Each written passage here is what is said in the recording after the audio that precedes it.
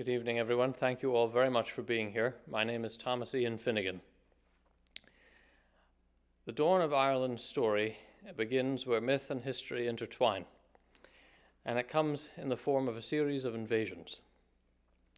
The first group to arrive at the Emerald Isle was led by a man named Partholon, and to this group was born a man named Fintan MacBocra. As he grew older and he came into his childhood, Fintan was seen to be a bit simple, you might say. He would receive an assignment back from his teachers and have an F on the top of it, and he would be delighted because he thought it was an F for Fintan. And his parents had long since given up on him amounting to much, and so Fintan MacBocra was left to simply enjoy his life. And enjoy it he did for quite some time, into his early adulthood, until a terrible day came, and the Great Flood killed everybody except for Fintan. This is the Great Flood as in Noah's flood. Fintan never made it into the Bible because nobody knew Ireland existed up there. But there he was, the sole survivor, in Ireland anyway. And finding himself in this situation, he took it upon himself to put himself in tune with the rhythm of nature, this nature which had spared his life. And so he betook himself to the hills and away up into the mountains to meditate. And he meditated there on the sides of the mountains and up in the trees and deep in the caves and wading in the icy streams of old Ireland. And having passed a long and deep life of great contemplation, Fintan up and died. One of the things the Irish do best. In death, he found himself enclosed in a tight and pitch black darkness, and he was struggling against it fiercely. He struggled for some time until a mere crack of light appeared, and he pushed further and further until a hatch opened up. And it happened that he emerged from an egg as a golden eagle chick. And so he grew up to be a magnificent golden eagle flying high above the cliffs of Ireland. And in this manifestation, he learned the poetry that the distance lends clarity to the view, and of grandeur, and the poetry of the ether. And having passed a great existence as a golden eagle, he died again. And this time he came back in the form of a magnificent stag with a great many points to his antlers. And in this life he learned the poetry of swiftness and of leadership and of courage. Well, one day, of course, the stag died, and this time he came back as a fox, and he learned the poetry of the trickster and of cunning. And after the fox died, he came back as an otter, played along the riverbanks of Ireland, and learned the poetry of playfulness. When the otter died, he came back as a great silvery salmon. And in this life, Fintan came to know the poetry of the parochial banks of the goddess Boanna. You might know her as the River Boyne. And at a certain time, a certain season, he would go out with the other salmon and swim in the great depths of the ocean and learn the universal poetry of the Mother Ocean. After a time, he no longer would make these trips out into the ocean, and he remained simply in the River Boyne, swimming in its mighty currents. At the center of the world, there is a well which feeds all the world's rivers. And beside this well, there grows a magic hazel tree. And the hazelnuts will eventually fall off the tree, and every now and then one or two of them will drop into this well and find their way down the various rivers of the world.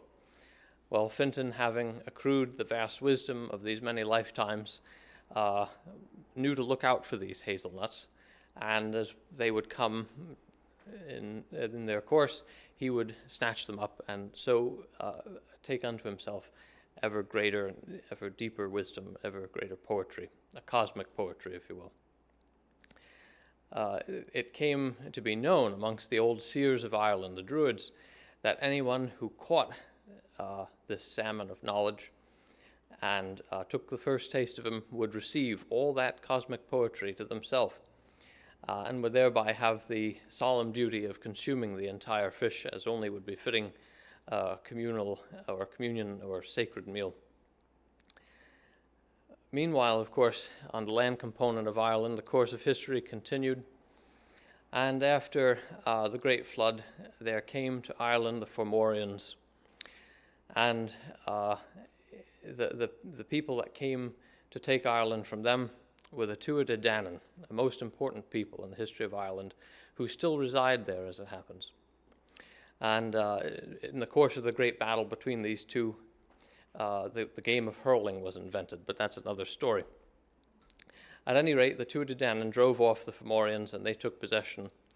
The Tuatha, which means the children of the goddess Dana, were in fact a race of demigods, tall, comely people wearing bright and elegant clothing and gorgeous jewelry, who possess a knowledge far more ancient and far greater than anything that we mortals possess.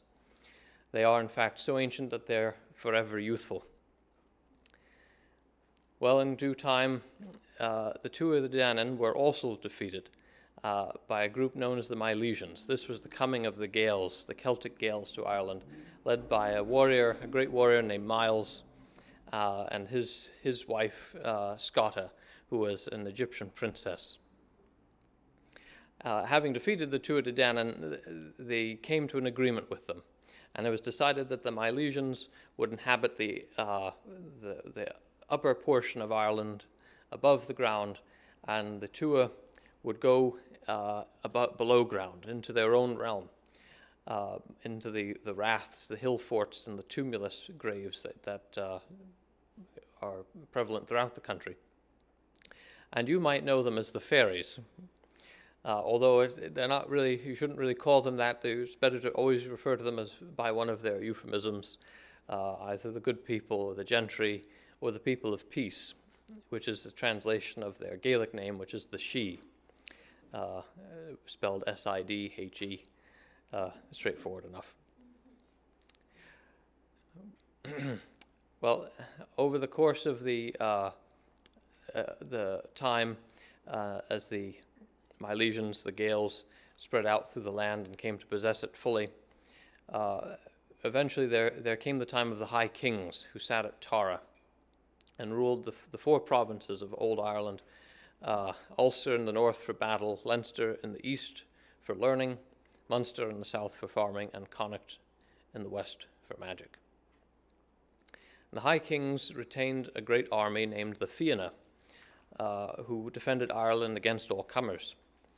And I suppose needless to say, the captaincy of this army was a most coveted position in the Irish court.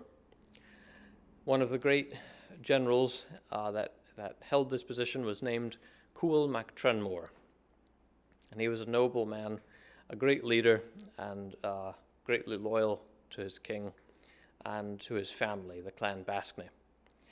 His great rival and mortal enemy was named Gall Mac Morna of the One Eye, and he viciously coveted Cuil's position as captain of the Fianna. Their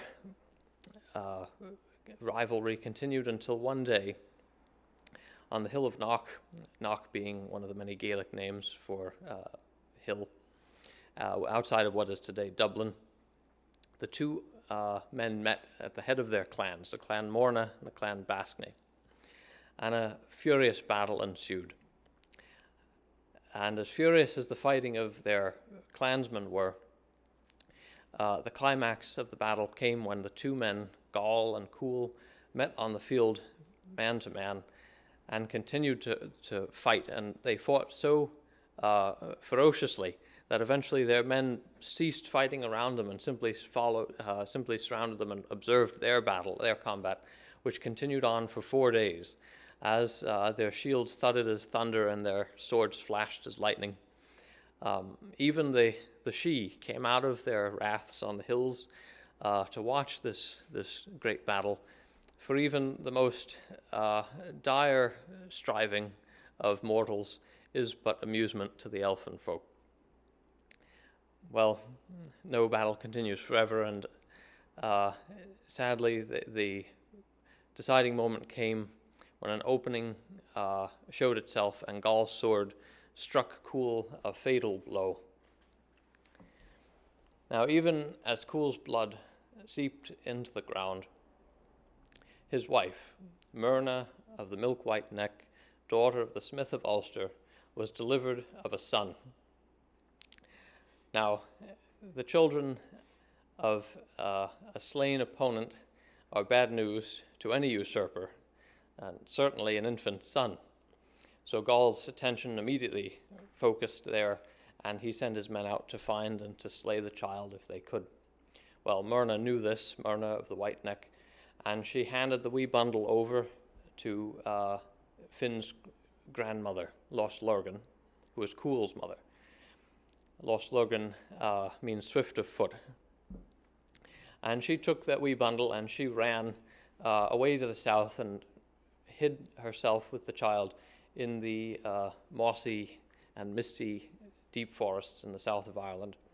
There she fashioned for the two a secret dwelling inside an oak tree. And so they lived quite happily. She brought him up to know the forest intimately, the flora and fauna. He knew, of course, how to forage for food. He knew the animals very well and was great friends to them. He knew which bird calls in the night meant there might be an intruder about, or which bird call meant it would rain tomorrow afternoon around 3 o'clock and all that. Now, as her name might suggest, Lothlorgan was a very spry granny, and she taught Finn great physical stamina. One day, she cut 2 hazel wands from a tree and formed switches. She held one switch and she handed Finn the other switch. She told him, now you're going to run around that tree there that's so large that 5 grown men wouldn't be able to touch meat around the other side if they wrapped their arms about it. And if I catch up to you, I'll switch the back of your legs, and if you catch up to me, you'll switch mine. Now, Finn is a very dutiful and caring and loving grandson. He was not keen on the idea of hitting his grandmother in the back of the legs with the hazel switch. But they commenced running around the tree, and a few switches from her on the back of his legs, and he sped right up. And it came to be that eventually, not only would he no longer receive any switches on the back of his leg, but she had all to do to keep away from him, and she would get the switch every time. So she moved along to the next feat, and she would have him able to leap out of a hole dug so that he was standing up to his neck and come clean out of it and land on the other side of a wall that was just above the hole. And he was able to swim great lengths and all of this.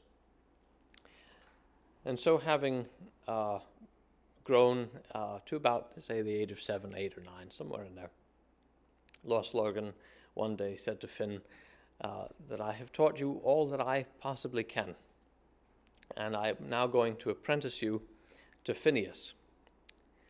Now, Phineas was an old druid, and it had been prophesied that he would be the man to catch the salmon of knowledge. And so indeed he spent his time principally angling after the great fish. And Lothlorgan brought Finn and gave him over to Phineas, who took him into his care. In the mornings, as the sunlight would begin to play upon the waters of the Boyne, or indeed as the rain might come dancing upon the waters, the two of them would sit upon the bank and begin their day's fishing. And Phineas taught Finn just about everything that he knew, and became, as it were, a father to young Finn. And so they passed their time quite happily and undisturbed. And so Finn grew into his young adulthood, or early manhood. One fine day, as they were fishing, a day like any other day, Phineas's line went taut, and by the fight that was being put up on the other end of that line, they knew it must be the salmon of knowledge there. And indeed, the fish gave a great account of its long life. He took them all day to reel him in, and having brought him in, landed him on the bank, Phineas sacrificed him. And he put the fish on a great spit, and he set Finn to cooking the fish and turning the spit.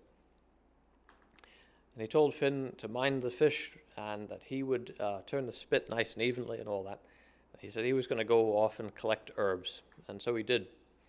Now, as Finn was sitting there turning that spit most attentively, a great heat blister formed on the side of the fish and burst, and the hot juice landed on his thumb. And he instinctively put his thumb to his mouth like that, and thereby received the first taste, however accidentally, of the salmon of knowledge. And the poetry of the cosmos came filling him so that he thought his heart would burst. Well, Phineas came back from collecting herbs with his little string bag there, and all he had to do was take one look at this boy to know he was no boy anymore, and that there was a lot more there now. And he was glowing, not as you might suspect, as the sun, but in fact as the moon at its beautiful fullness, in its beautiful fullness. Well, here, Phineas's lifelong apprenticeship to long suffering and patience came to its testing point. And thankfully it wasn't in vain. And his hand lifted quickly from his side, went right past the dagger which hung from his belt, and began to stroke the white hairs which grew from his chin and had grown quite long in the course of his waiting. And he asked Finn what had happened, and Finn told him. And a moment's silence passed between them, and he said, "I realize now it was only prophesied that I would catch the fish, and that the first taste must always have been intended for you." And he proceeded to tell Finn his history, and who his father was, who his mother was, and of the captaincy of the Fianna, which was rightfully his. And this ended Finn's apprenticeship, and it began the course of his long and eventful life. He would go on to have many adventures from here, but we're going to leave off there for now, and come quite a ways up in the history of Ireland through the centuries to about a century or more ago. Paul Hegarty was an itinerant tailor. And it wasn't that long ago in Ireland, although nothing is that long ago in Ireland, that the itinerant tailors plied their trade. They would travel about the roads and make stops at the various, the great farms and manor houses of old Ireland that patched together the moors of the northern hills. This story takes place in the county Tyrone. When he would inquire and be given a job, Hegarty might find himself employed for anywhere for a couple of hours to even a few days or a week. He would stitch and sew and hem, and sometimes he'd be called upon to fashion a new suit of clothes or a new dress from the measure of cloth purchased at that month's market. He would sit cross-legged upon a table, which is the traditional position of the tailor, and he was a fast hand with a needle and thread. He learned his journeyman's trade from his father, and seated beside his father and grandfather on many a table in the north. Sometimes he'd be paid with a bit of brass, a bit of coin, but not often. Usually the payment came in a pint and a good meal, a cup of tea, and always a great deal of talk. Some might call it gossip, but that's a harsh word. Well, one evening, Paul Hegarty called at a farm that he knew well, and the farmer there had recently died. The farmer and his wife had always been very generous to Hegarty. So he called in and he made his condolences to the widow, who thanked him kindly and said that she had a great deal of work for him to do. So she gave him a comfortable bed in the loft above the barn, and so he passed a comfortable night after a long day's journey. The next morning he went down to his breakfast in a hot stir-about porridge and a glass of milk and even an egg into the bargain, and set about after, seated on the table in the kitchen to catch something of the warmth from the stove, to make the alterations that the widow had set for him. As he began to do so, he was quite perplexed. It was as if given the measurements she'd provided, she thought that her legs would lengthen long beyond anything they possibly could, and that her arms would shrink into her torso. And so he questioned her about them. No, she said, those were precisely the measurements she required. So he continued on with them. Sure, they weren't his clothes he was mending. But he was somewhat concerned about her and thought that the poor woman might have been driven somewhat mad in her grief. Well, dinner came, and he was given a fine tea and a farmhouse supper, and he went to his bed in the loft, and he fell fast asleep. Now, it's certain I am that we all know what it is to be startled awake in the night by a loud and sudden noise. And if the fates be merciful, familiarity will soon lay our fears and our eyes back to their rest through recognition. But if recognition is not forthcoming, all the phantoms of the night are let loose upon our imaginations, and we will usually come up with great and terrible visions. Well, Haggerty was startled awake just by such a noise, and as he lay there in the still darkness, with the sweet scent of the hay deep in his lungs, trying to figure out what it might be, he thought sure at first that it must be some poor beast wheezing away in the throes of death. But as he listened a little longer, he realized it couldn't possibly be an animal of any sort, for it was too metallic and too mechanical. Finally, curiosity got the better of Haggerty, and he climbed carefully down the ladder, made his way over to a wee window on the side of the barn, and pieced his nose over just as far as he dared, and looked out. There he saw the widow pumping like fury at a water pump that stood just outside the kitchen door in the courtyard. She filled a bucket and ran into the kitchen, came out and did so several times. At first, Haggerty was the way of thinking the house was afire, but he saw no flames and he smelled no smoke. But something was in the air, and it told him not to go out right away and not to approach the widow at this moment. So he stayed watching her for a little longer, and the next time she ran inside the kitchen with her full pail, he ran out of the barn and around the side of the kitchen where he knew there to be a wee window, and there was cover from an apple tree. He made his way over to the corner, and he now peeped his nose over the sill of the kitchen window as far as he dared, just in time to see the widow emptying her final bucket into a large tin wash tub that she had placed on the kitchen table. A solitary candle gave an eerie glow to the whole setting, and he heard the widow speaking a Gaelic incantation over the water, and he spoke the old tongue himself, so he knew something of what she said. After this, she lifted the candle and let fall one solitary pearl of white hot wax into the water. And having done this, she set the candle aside, lifted her skirts up to her shins, stepped on the chair, and then into the tub and immersed herself in the water. A moment later, there emerged a magnificent and beautiful silvery gray hare that hopped out of the tub onto the chair, onto the floor, dry as a bone, if you please, and ran out the door and away onto the moors. Now, this may come as some surprise, but Haggerty had never seen anything like this before. It left the poor fellow quite stunned, wondering what on earth he'd just witnessed. As he sat there, gathering his senses, he looked into the sky and realized that the Stella Matutina, the morning star, had come out like a fine jewel to grace the black dress of night. And he knew that dawn wasn't far off. So he simply waited, lit his pipe, his dudeen, as they call it in the Gaelic, and then put it out quickly because he thought that would leave evidence. Putting it back in his pocket, he waited still further until, just as the sun was peeking its nose over the Drumlin Hills, he saw the silvery grey hare come running into the courtyard, through the kitchen door, and up it hopped onto the chair, into the tub, and up stood the widow in human form again, stepped out onto the floor. Not a drop fell from her. Well, Haggerty quickly made his way quietly from his hiding spot and back into the barn to the loft, where he heard the widow emptying the tub into the courtyard.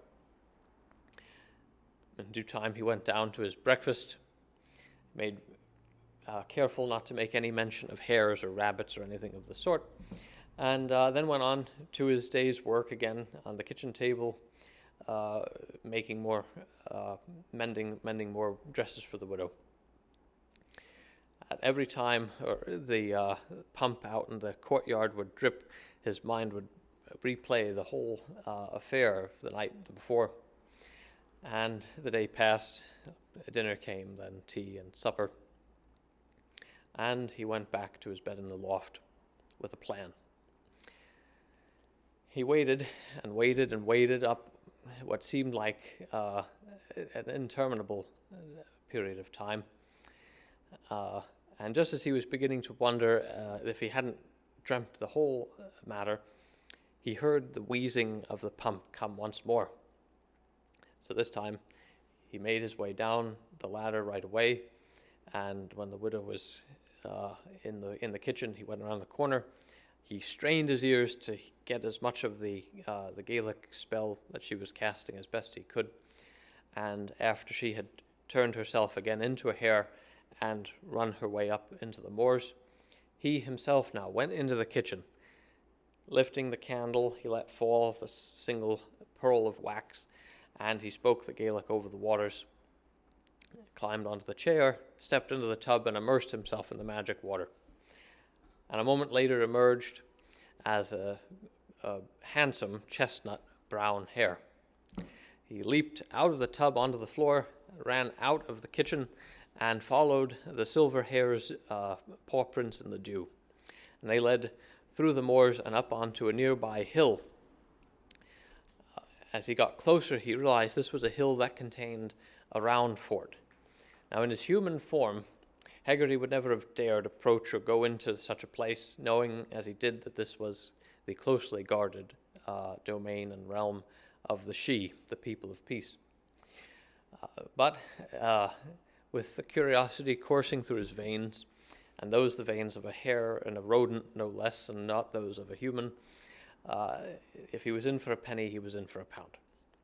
As he got closer to the hill fort, he realized that there were tens, even scores of other hares coming up from all sides of the mountain, and they gathered on the lawn in the center of the fort in the pearl milk light of a moon which Haggerty now realized was at its full.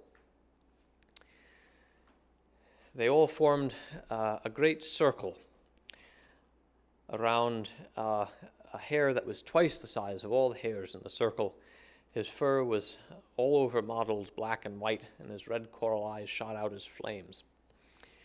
He sat on his haunches, and as the group settled, a great stillness, a disconcerting stillness, came over the scene. And they sat in silence for some time. And finally the great hare spoke, and he said, "Brothers and sisters, we will not be able to go about this night's work, for there is an intruder amongst us." At this, Haggerty's blood ran cold. The great hare began to sniff the air and look directly at each hare in the eyes. And Haggerty stood stone still, not sure of how he might avoid being found out. And the great hare continued on his way and came to Haggerty, stopped, and then went on, moved on to the next hare. And Haggerty breathed a sigh of relief. The great hare continued the round of the circle, and having finished, sat back on his haunches and continued to sniff the air. Now, you or I might have thought this was a quite adorable sniffing, but I assure you from the inside skin of a hare, this was a most sinister and most foreboding sniffling of the air. "There is the intruder," said the great hare, pointing directly at Haggerty. And I don't know how well a hare might point, but he clearly indicated him. Well, at that, Haggerty turned on his great hind legs and his cottontail and darted down the side of the mountain with the whole company of hares hard after him.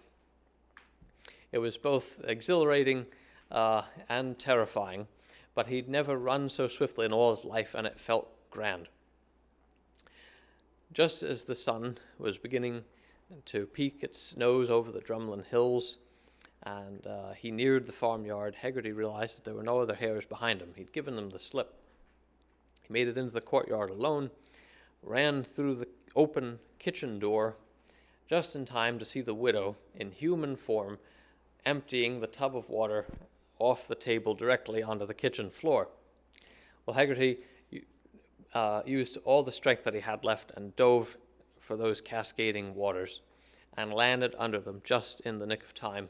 They splashed all over him, and a moment later he found himself once more as a man lying on his belly on the floor, soaking wet, and stood up. Well, he didn't waste time with pleasantries, I can tell you. He ran to collect his things from the barn, all the while with the widow chasing hard after him, pelting him with stones, as well as with names, like of which I won't repeat in this company. I suppose I could, seeing as you probably don't speak Gaelic, but I won't risk it. Well, he gathered his things and made off down the lane, and he didn't stop running until he came to the nearby town.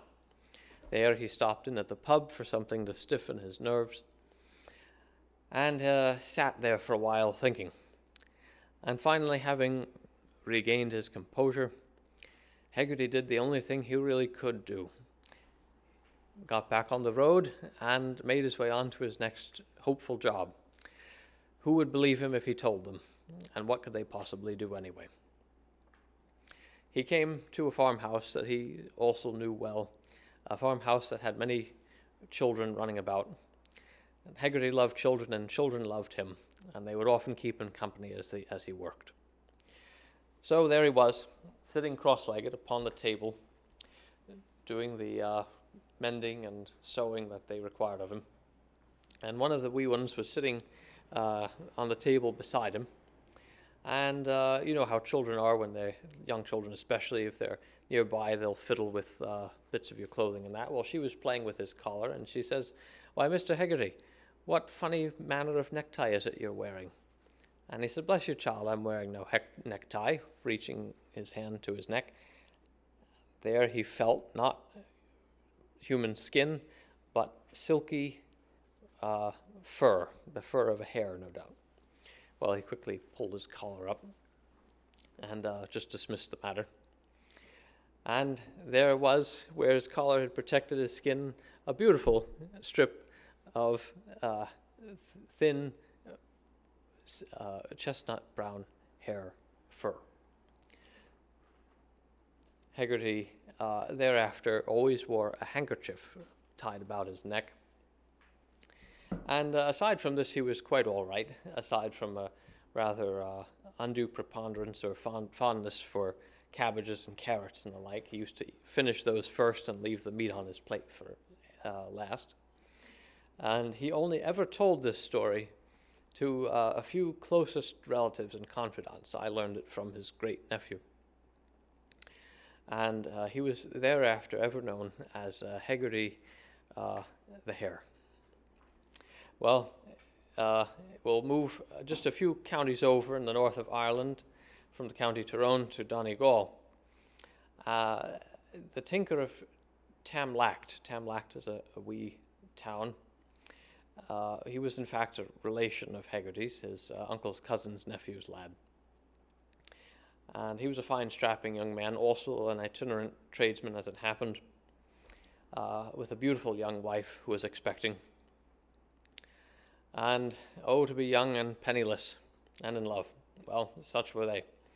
And one day, their oatmeal chest ran low, and finally it ran empty. But as luck would have it, the tinker of Tamlacht received a call from a distant village to fix a still. So away off he went and did his day's work. And coming back, he decided to take a shortcut through a bog. Now, there's many a person who's taken a shortcut through a bog and has never been heard from again. And no doubt they'll be a great specimen for some archaeologist in years to come. They're treacherous things, and you daren't pass through them unless you know them very well, and are better off not doing so even then. Well, Haggerty was making his way through the bog, and it was stiff going. He had to lift his feet up, and it was quite laborious. And quite fed up with the idea of this shortcut, he said from his heart, "The devil take me if I ever come this way again." Finally, however, he made his way through the bog and out onto the road, made his way safely home, and was able, with the money he received, to purchase a new, to fill his meal chest. About a month later, another call came from the same village, and this time, as he was going his way, he had to cross 3 crossroads. At the first crossroads, he saw one of the young McKelvey lads. He was awfully fond of them, and there was the McKelvey lad holding his hat out, looking for some help. And the tinker reached in his pocket, in which he had 3 silver shillings, and he pulled one out and he gave it to the young boy, and continued on his way. When he came to the second crossroads, there stood another and younger McKelvey lad with his hat out, and like as not, he didn't know that his brother was at the first crossroads, and the tinker didn't mind anyway, him being the tenderest-hearted man in all Ireland. So he reached in his pocket, he took out a second silver shilling, and handed it to the lad, put it in his cap, continued on his way. Now, at the third crossroads, there was a beggar seated that he had never seen before, and this poor emaciated figure had nothing but rags wrapped about it. As he approached the beggar held out a hand that was more bone than it was flesh, and requested alms of him. Now he reached in his pocket and he felt that last silver shilling, and he asked the beggar, he said, "Will you take half of my silver shilling?" The beggar said to him, "No, give me all or give me nothing." Well, the tinker of Tamlacht, the tenderest-hearted man in all Ireland, pulled out that silver shilling and placed it in the palm of the beggar. No sooner had he done so than the rags fell away and the beggar disappeared, and there stood a glowing archangel in shining armor with a magnificent shield and a sturdy sword at his side. "3 times this day," the archangel said, "you have been tested, and you've been found to have a charity that matches the very heart of God. And so I will give you 3 wishes, whatever they be." Well, the tinker of Tamlacht hadn't never received an opportunity like this before, and so he thought for a moment. And he said, "Well, firstly, I'd like my oatmeal chest at home to be filled to the brim." The angel said, "It will be so when you reach home." Grand. Well, now for the second wish. He thought for a time more, and finally he came out with a wish that his budget, his tool bag, many times when he would be working, children or even the men of the house would come and they would take tools out of his bag and inspect them and ask him about them and whatnot.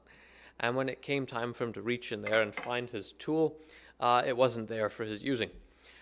So he requested that nothing would ever be able to come out of that budget unless he gave permission for it to do so.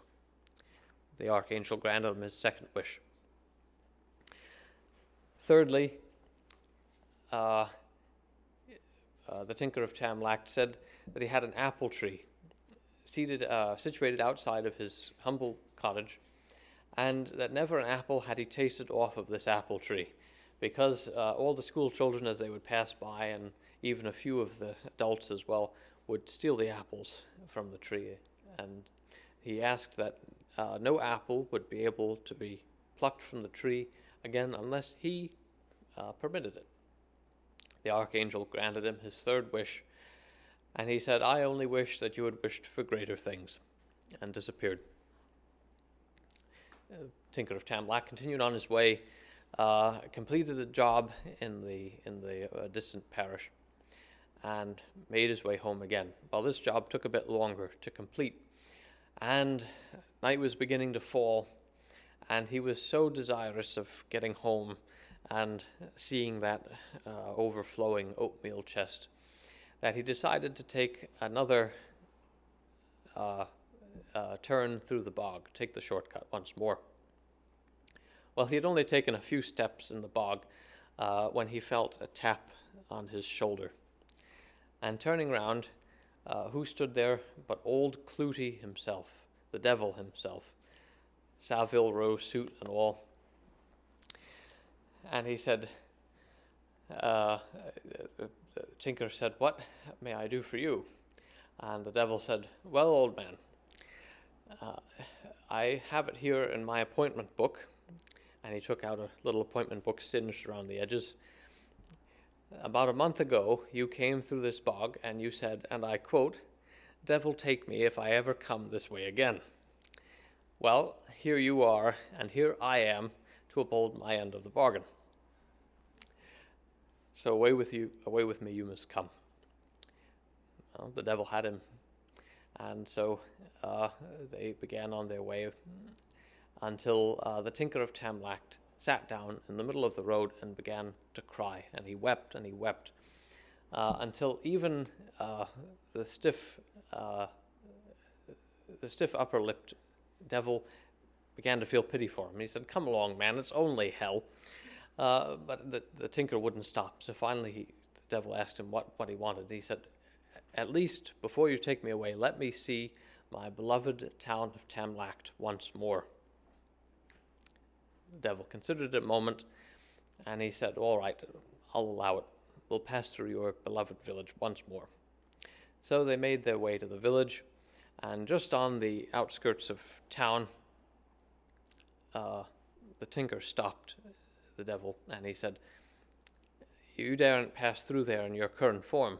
The people of Tamlacht are most devout, and if they see you, they'll call Father O'Leary, and he'll come, and he'll singe you with holy water, worse than a kettle of boiling water would scald me." The devil said, "You may have a point there. What do you suggest we do?" And the tinker said, "Well, I think you should disguise yourself as a bar of lead and hide yourself away here in my budget, and we'll pass through the town easily enough that way." So the devil turned himself into a leaden bar, leapt into the budget. Tinker closed it. Poor innocent Satan. Well, they passed their way went into the town. The tinker stopped off at the pub for a pint, jawed for a bit with his pals, and made his way over to O'Byrne and Kerrigan's, the blacksmithy. He walked in and he placed the budget on the anvil. Now there was Paddy O'Byrne, there was Joe Kerrigan. And he said, "Lads, there's a terrible creature's made its way into this budget of mine. I don't know what it is, but I suggest that we kill it. Now I'm curious to find out which of you lads is the better hand with a hammer." Well, the two men stepped up right away, saying that if one could do better, then he would do twice as well, and so on and so forth. The tinker said, "Let's not waste any more time. Here's the anvil, here's my bag, have at it." And so these men picked up their hammers and began swinging away. Well, the devil let out a terrible scream and continued screaming. The tinker said, "You know, lads, I realize it's not just a terrible creature, it's the devil himself is in this bag of mine, this budget. The day may come that he will have power over you, but as it happens, you have the power over him. And so I suggest you take advantage." Well, they didn't need any encouragement. They swung even harder, until so terrible became the devil's screams that even the Pope of Rome would have felt sympathy for him. And finally, the Tinker of Tamlacht called off the hammering, and the devil said that he would give anything to be let out of this budget. The tinker said, "So long as you let me go free, I'll let you free." The devil swore by the hottest coal in hell that he would. And so the tinker carefully opened his budget, his bag, what was left of it, and the devil shot out with in a sulphurous, stinking cloud and put a hole directly through the roof.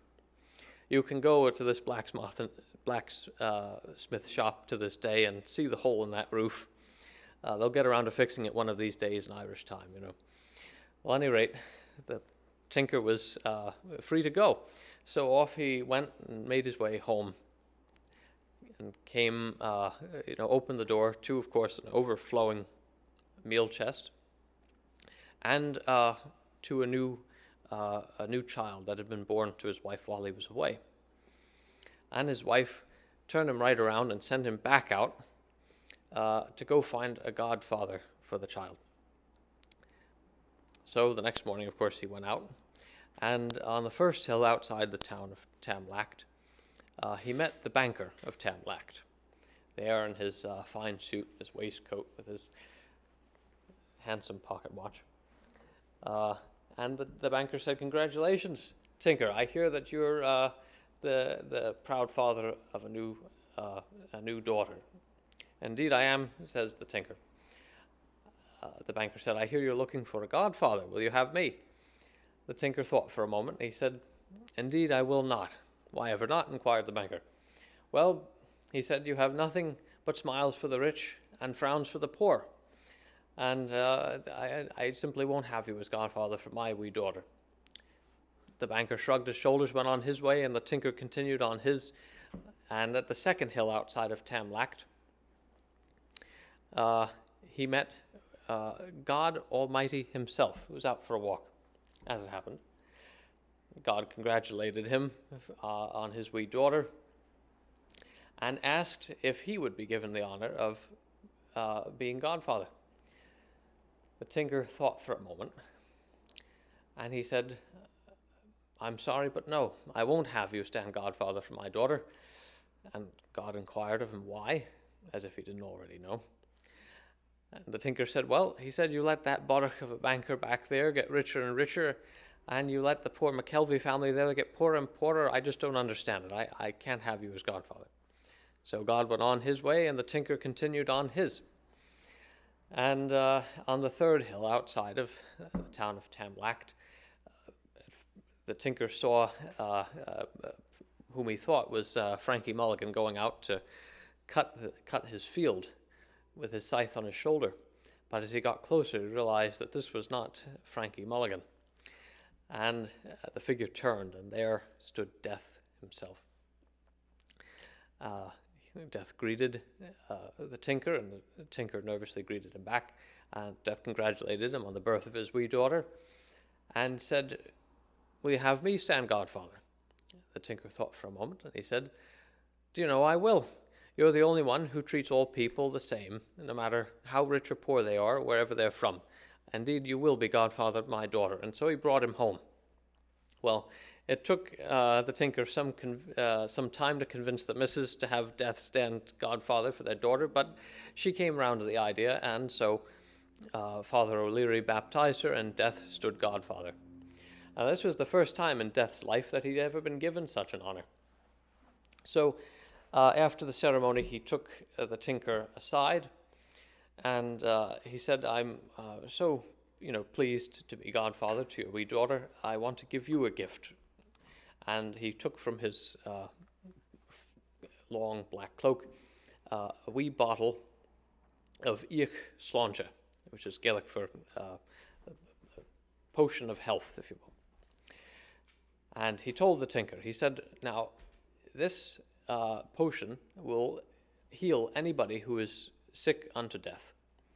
But I'll tell you this, when you go into a sick room and the person in their bed is ill," he said, "if I am standing at the foot of the bed, you may give them a drop of this, and it will heal them entirely. They'll be good as new.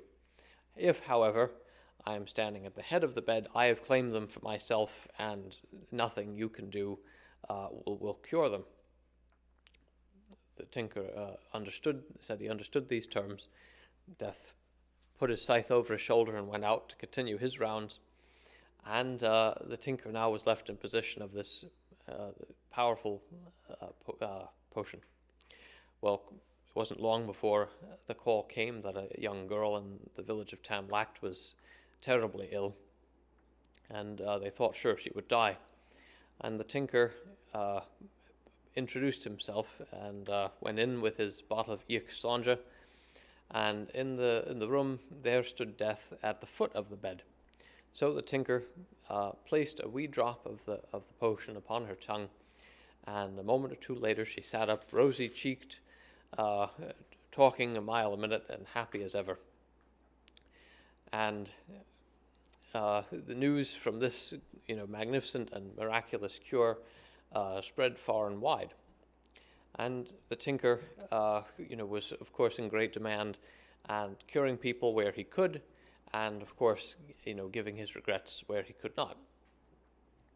One day, the news came to him as he was driving. By this point, having made a great deal of money at his curing through the generous donations of many people, a coach and pair, the news came to him that one of the McKelvey lads was struck terribly ill. And so quickly he made his way to the McKelvey cottage. He went into the room, and there stood Death, not at the foot but at the head of the bed. Now, as I said before, the Tinker of Tamlacht was not only the tenderest-hearted man in all Ireland, but he was greatly fond of the McKelveys. So he took the Mrs. McKelvey outside, and he spoke to her. He had her gather her 4 eldest sons and brought them in, and he conferred with them a moment in private. They walked into the room, and the 4 strapping young men, took their positions around the 4 corners of the bed. And the tinker said, "Now, lads," and they picked up the bed and they turned it around, so that Death was no longer standing at the head of the bed, but now at the foot. Quickly, the tinker took the stopper out of the bottle and placed a drop on the young lad's tongue, and he revived beautifully. So he made his way out to the street and was just about to climb back into his coach when he felt an ominous tap on his shoulder. And turning around, who did he see but Death? "You thought you were pretty clever there, didn't you, Tinker?" said Death. "But to everything there is a balance and a cost, and as the McKelvey lad lives, you must come away with me." Well, what can we do when Death taps us on the shoulder but go with him? And so, to show the Death that he was a decent fellow and understanding, he decided to give Death a lift in his coach and pair. And so on they made their way, and as they were driving along, the tinker petitioned Death that he would be allowed to drive past his cottage at least one more time, and to see his happy family and his apple tree once more. Death agreed to these terms, and so as they drove by, the tinker pulled up his horses, and he said, "Do you know, there's nothing better I'd love better than one last taste of one of my apples. They're the best in the parish. And would you be so good as to climb down and fetch me one?" Death said, "Sure, why not?" So he climbed down, he went over and reached and went to pluck one of the apples, and of course he couldn't pull his hand away. There was Death, stuck to the apple that was stuck to the tree. And he turned around and pleaded with the tinker to let him go, and the tinker said, No, you've spoiled a great many people's fun. You've made many floods of tears flow. You take a good rest to yourself now." And he spurred on his coach and pair and continued on his way. And so for many years, decades even, he made his miraculous cures, earning to himself lands and strands, cattle and castles, gold and silver aplenty. He would take ship for different countries and set sail for others, and was curing even great emperors and kings. As I say, so many decades passed by, and it came to pass that he happened to be on call in his old village of Tamlacht, drove past his old cottage, which was now long since stood empty, and on his way past he saw Death dangling there from that same apple. And Death called out to him and pleaded with him. Now the tinker, the tenderest man in all Ireland,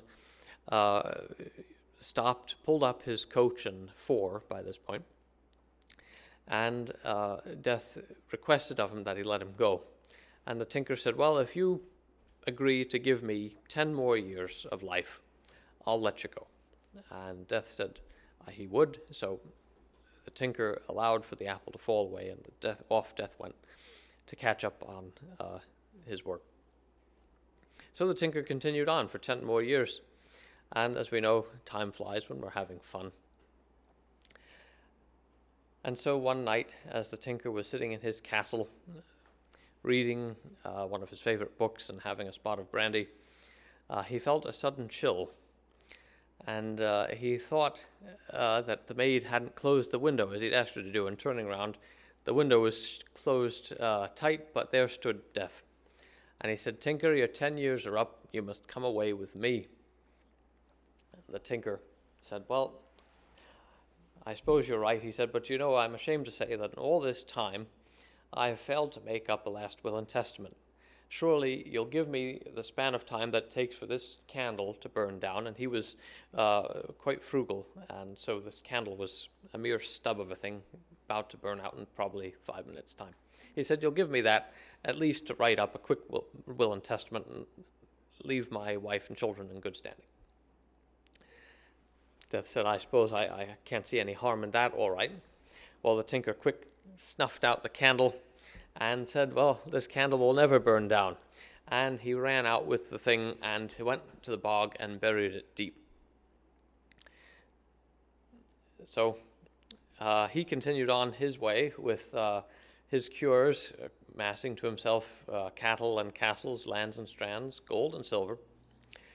And a great deal more time passed by, and Death kept a close watch on that bog and waited until the people of that parish would cut away the peat and to burn in their hearths, until finally the happy day came when that candle was exposed, that stub of a candle, that is. And Death snatched it up and again made a visit to the tinker. He held the candle in his hand and he let it burn out in his hand. And Death said, now I've got you, tinker. The candle's burned up. You must come away with me. The tinker said, oh, I see the candle is gone, and right you are. He said, but you know, I'm terribly ashamed to say that in all this time I've neglected my prayers. And I haven't said a pater or an ave in such a long while. You at least allow me, before you take me into the other world, to put up one more prayer, one last prayer. Death said, all right, but be quick about it. So the tinker began. Pater noster, qui est in celi, sancta facita nomen tuum. They said their prayers in Latin in those days. And quickly stopped, right in the middle of the Our Father. And he said, never more will I say another pater or another ave as long as I live, with a great grin on his face. Well, as much as Death would storm and rave and shook his fist, what could he do? So off he went, and off the tinker went, and continued on his way, effecting great cures for people, and accruing to himself even more lands and strands, cattle and castle, gold and silver. One fine night he was called out on a dark, rainy night, and was driving his coach and six by this point. And they were passing over a bridge that went that spanned a ravine with a wee stream at the bottom of it. And as they were crossing the bridge, a tremendous wailing came up from the ravine. The tinker, the tenderest-hearted man in all Ireland, had his coachman draw up the team, and he stepped out of his carriage and he's made his way down the bank of the ravine and came to the bank of the stream. And there stood a terrible figure, huddled in glowing white light and rocking back and forth and keening something awful. The tinker addressed the creature and asked what it was.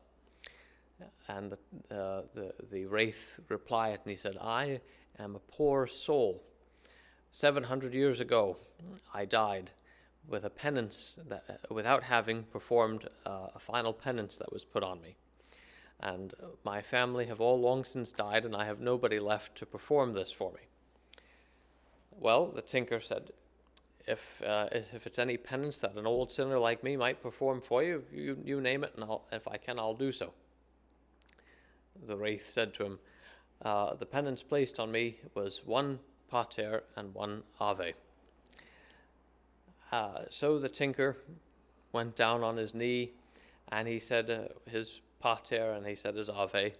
And no sooner had he done so than the wraith turned into the figure of Death, scythe and all. And Death said, "Aha, I've got you dead to rights now, tinker. There's no more tricks you'll be playing on me. You must come along." The tinker said, "I knew it was you the moment you said what your penance was." He said, "But I've lived so full a life, and I've experienced all the pleasures and all the joys that a man possibly could. So I'm happy to come with you now and experience the other realm." So Death said, "Finally." And with a wave of his hand, they crossed the veil and began ascending up that great spiral staircase to the gates of heaven. And there they reached the pearly gates.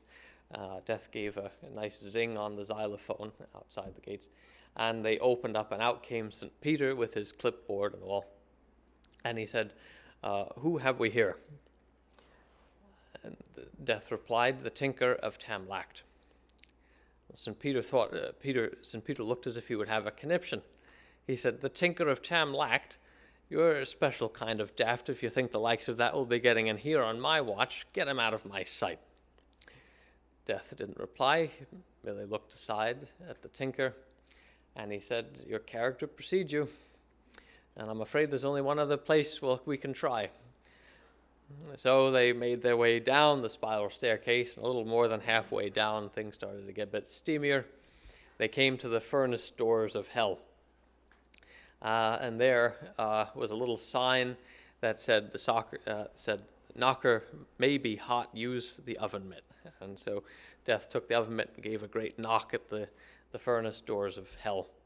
And a little attendant demon came out, sharpening his tail, and he said, "Who have we here?" Death said, "The tinker of Tamlacht." And the demon, this seemed to have rung an ominous bell with the demon, and so he disappeared back into the gates. Well, a moment later, the gates flung open, and a terrific burst of flames came out, and there was the voice of the devil saying, "The tinker of Tamlacht, get him the hell away from here. If he comes in here, he'll make it unbearable for all of us." Well, Death turned to the tinker, and he said, "You're a lucky man. Your character precedes you even down here. But now what am I to do with you? I suppose I'll have to bring you back." The tinker stopped him, and he said, "No, I will not go back. I lived as full a life as any man can live on earth. I experienced all the joys and pleasures. I won't go back in human form anyway. But if you allow me to take another form, I'll agree to go back." And so Death said, "I suppose that's the only terms I can offer you. What will you have?" The tinker thought for a moment, and he remembered those wonderful, careless, deep green summers in Tamlacht, along the shores of the River Erne. And he remembered the great salmon that would swim in that happy river. And he finally said, I believe I will go back, and I would like to be a salmon on the River Erne." Well, no sooner had he spoken than he found himself in the form of a great salmon swimming through those magnificent currents of the River Erne. And his fish form bore a particular mark that he bore in his human form, a particular mole on his shoulder, and there was a brown spot on the side of one side of this great salmon.